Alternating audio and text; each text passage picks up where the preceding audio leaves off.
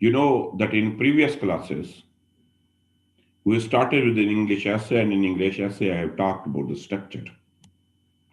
और मैंने आपको गालबन ये भी बताया है कि अगर इंग्लिश essay में जो सबसे ज्यादा अहमियत की हामिल चीज है ना, वो स्ट्रक्चर है।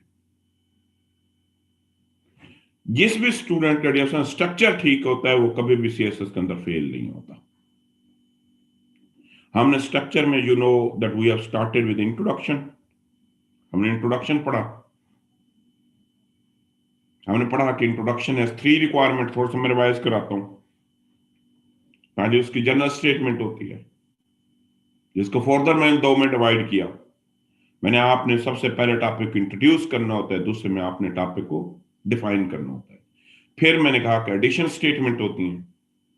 अगर डिस्क्रिप्टिव ऐसे होगा तो वो प्राइमरी पर सेकेंडरी होंगी, और डियर स्टूडेंट अगर वो आर्गुमेंटेटिव होगा तो आपका स्टांस होगा, अपोनेंट का स्टांस होगा, उसको रिफ्यूट करोगे।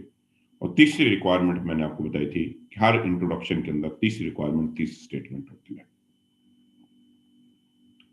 जैसे जब मैं थोड़ा सा आगे मूव किया तो मैंने कहा we have body paragraph. Body paragraph is the paragraph that is always consisted on 6 to 8 sentences. They have the 8 requirement as well. Not 8, sorry, 6. Topic sentence होना चाहिए. The first sentence that will introduce your topic.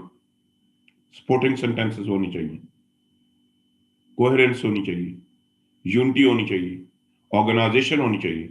और ये सबसे आखिरी बात है, concluding sentence होना चाहिए। ठीक हो गया? माय जब उससे थोड़ा सा मैं आगे मूव किया तो मैंने कहा dear sir we have the transition paragraph. End पे मैंने आपको लास्ट क्लास में पढ़ाया था कि वी हैव द कंक्लूडिंग या कंक्लूजन एज वेल। कंक्लूजन की उतनी ही अहमियत है जितनी इंट्रोडक्शन की है। लेकिन जब मैंने आपको कंक्लूजन का टेस्ट भी दिया है तो डियर सर आप से मेजॉरिटी वो थे, या तो आपने इनकम्प्लीट लिखा है, सबको पेपर मिल चुके होंगे। अगर डियर सर आपने इनकम्प्लीट नहीं लिखा है तो आपने जो मैं आपको स्ट्रक्चर बताया था, आपने उस स्ट्रक्चर को फॉलो नहीं किया है। जैसे जब तक इस स्ट्रक्चर को आप फॉलो नहीं करेंगे, आप समझे बड़े आपके कभी भी अच्छे नंबर नहीं आ सकते। ये मुमकिन ही नहीं है कि आपके अच्छे नंबर आएंगे अगर आप इसको फॉलो ही नहीं करते। और देख लें, कल से आप बीएमसीज देख रहे हैं लोगों की, you might have seen so many zeros as well. बहुत से जीरो नंबर नजर आएंगे। जीरो नंबर क्यों आते हैं?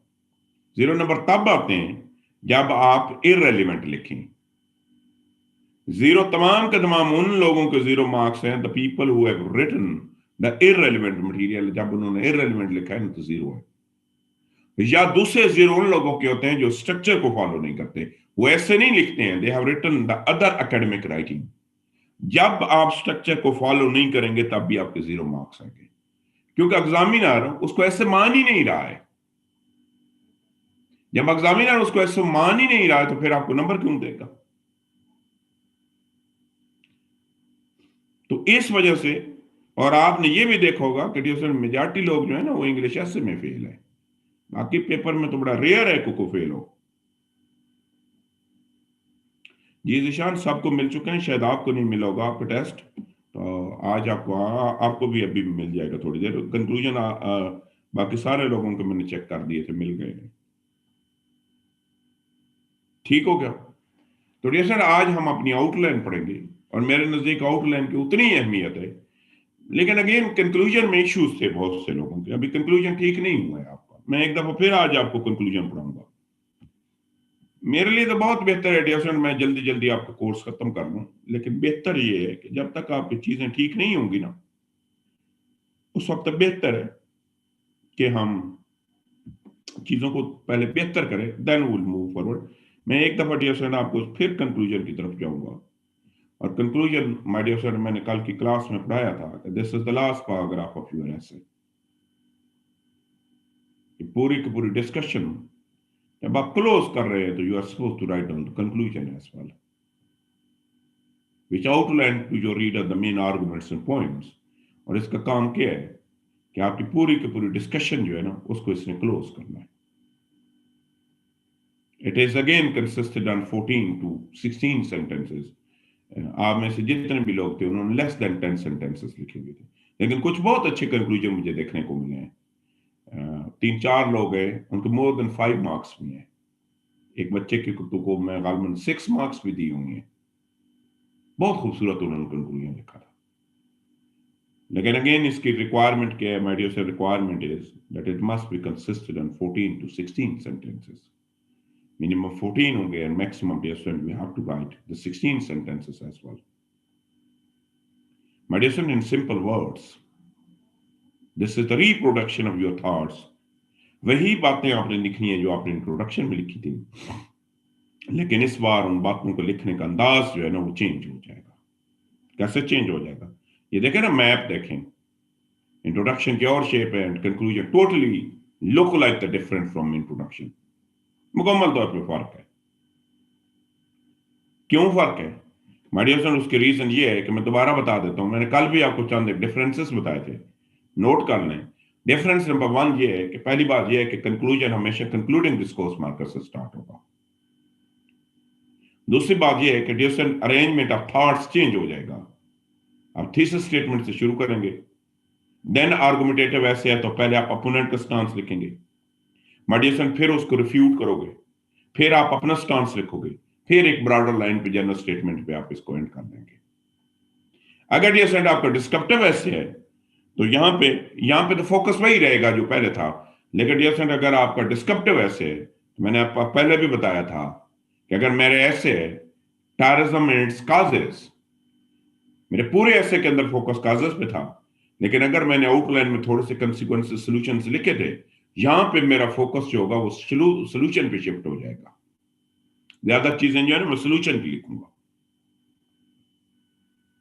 Tone must be very optimistic, बड़ी ऑप्टिमिस्टिक टोन होनी चाहिए, लेकिन डियर सर कंक्लूजन को कभी कंप्रोमाइज नहीं करना चाहिए।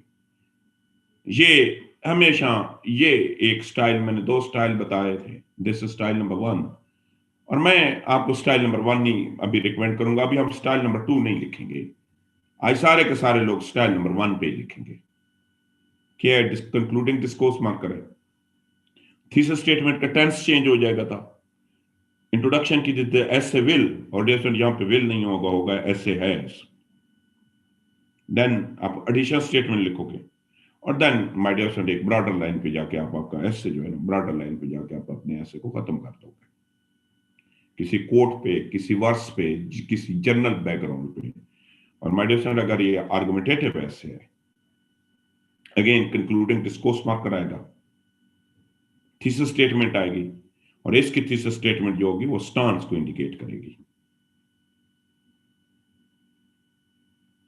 ये स्टांस को इंडिकेट करेगी।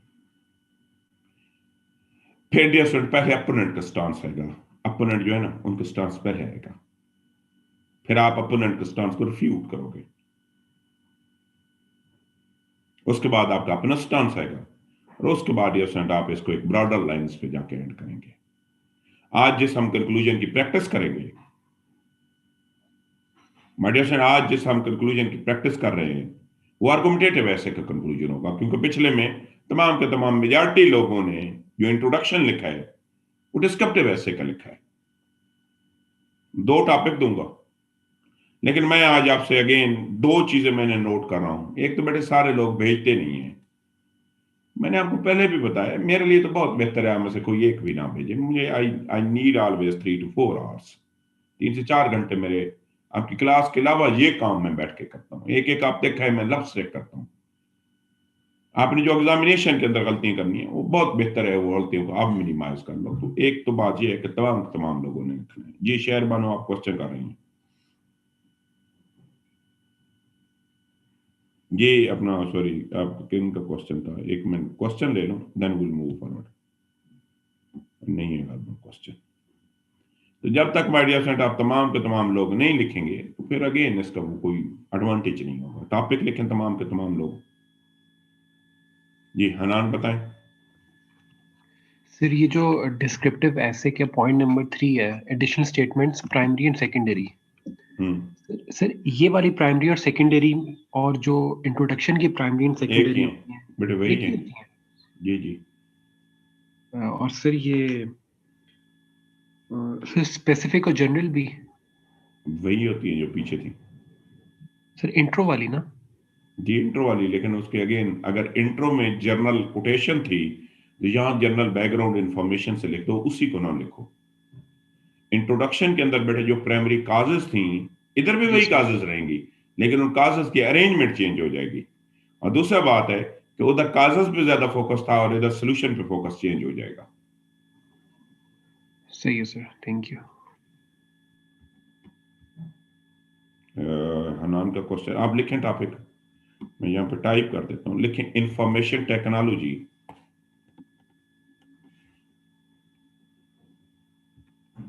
इस इंफॉर्मेशन टेक्नोलॉजी, सॉरी टॉपिक था इंफॉर्मेशन टेक्नोलॉजी कॉलन, लिख देता हूँ।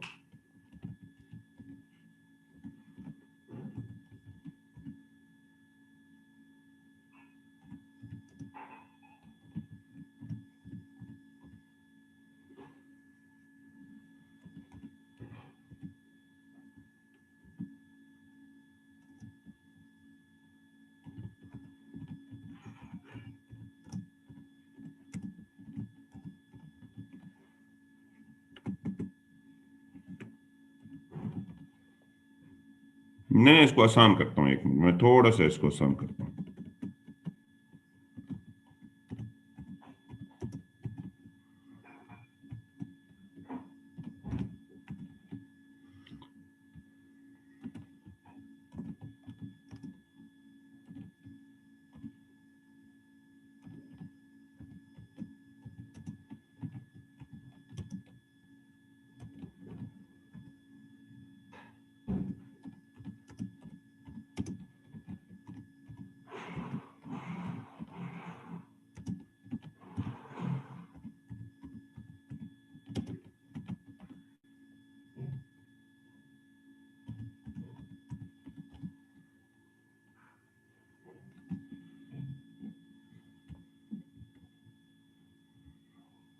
ये माय डियर सर, मैंने आपको दो टॉपिक दिए हैं। पहला टॉपिक है सोशल मीडिया ब्लेसिंग और कर्स, आसान सा टॉपिक है।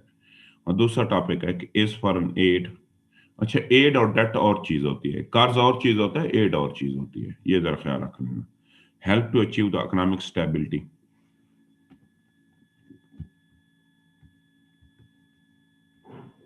मिनिमम डियर सेंट एंड पे अपने सेंटेंस काउंट भी लिखने हैं। मिनिमम 14 सेंटेंसेस होने चाहिए, नॉट लेस देन 14। जी कोई क्वेश्चन है तो क्वेश्चन पूछ लें, किसी का है तो एम्बिगुइटी कोई क्वेश्चन।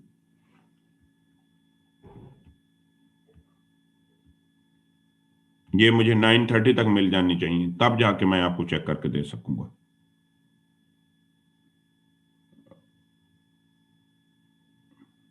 हनान ठीक है, मैं आप जो भी बेटे एक्स्ट्रा लिखा करें ना, मुझे भेज दिया करें, मैं उसको चेक किया करूंगा। जी साद आप बताओ।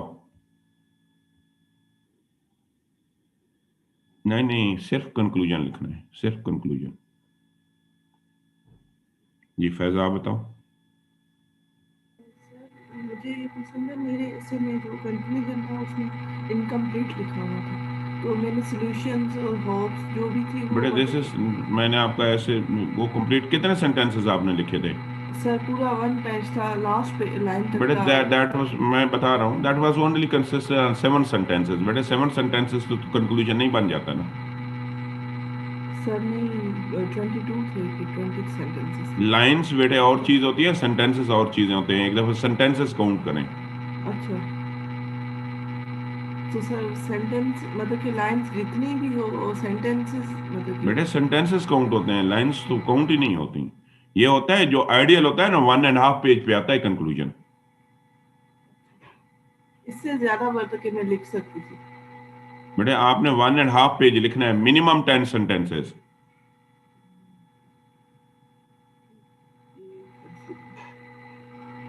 ना ना आप बताओ। सर मेरा क्वेश्चन इंट्रोडक्शन से है। जी जी पूछें। सर ये जो इंट्रोडक्शन की एक डिस्क्रिप्टिव ऐसे की जनरल स्टेटमेंट में आपने कहा था 3 सेंटेंसेस लिखने हैं। सर आपने फिर ये भी कहा था कि कोटेशन से भी शुरू कर सकते हैं, किसी वर्ड से या कोट से। हम्म। तो सर अगर वर्ड्स या कोट ही एक लंबा सा सेंटेंस हो तो फिर बाकी 2 सेंटेंसेस में क्या लिखेंगे? मैंने लाजम तो नहीं कहा था हनान, मैंने ये तो नहीं कहा था कि 3 लाजम है। ये एक भी हो सकता है, दो भी हो सकते हैं, 3 भी हो सकते हैं, 4 भी हो सकते हैं। अगर एक कोटेशन लंबा है तो अकेली वही होगी। और सर फिर उसके बाद स्पेसिफिक स्टार्ट कर दें? जी नहीं, पहले थोड़ा सा इसको एक्सप्लेन करके स्पेसिफिक से लिंक करो। अच्छा ठीक है सर, थोड़ा थैंक सा यू। इसको एलाबोरेट करके ना लिंक करो। ठीक है sir, thank you. My dear son, your time starts from now. मैं हालांकि आज डिसाइड किया था मैंने आपको आउटलाइन पढ़ाऊंगा, लेकिन क्योंकि इंट्रोडक्शन अभी वो कहते हैं ना पक्का नहीं हुए, तो मैंने इस वजह से कहा है कि कोई एक ठीक है मैं आउटलाइन कल पढ़ा दूंगा। मीटिंग कोई लीव करना चाहते हैं तो लीव कर दे, लेकिन 9:30 तक मुझे हर सूरत में मिल जाना चाहिए।